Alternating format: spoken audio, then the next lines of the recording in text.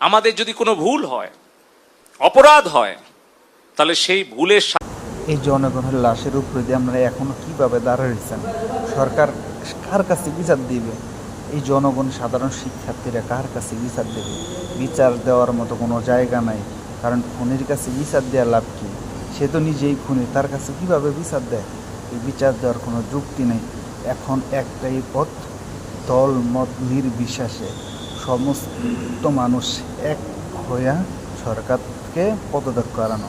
আমি যেই কোনো দেশের হই না কেন, সে আমার মুসলিম ভাই, তার গায়ে একটু ফোঁটা যদি রক্ত যদি বার হয়, আমার গায়ে রক্ত ক্ষরণ হয়। আমি চাই না আমার কোনো ভাই বোন তারা আহত নিহত হয়ে যাক। এই দুনিয়ার কত মায়ের বুক খালি করছে কয়েকদিনে তারা। এই সরকার দেখতে চাই না আমরা, এই সরকার দেখতে চাই না, এই সরকার দেখতে চাই না।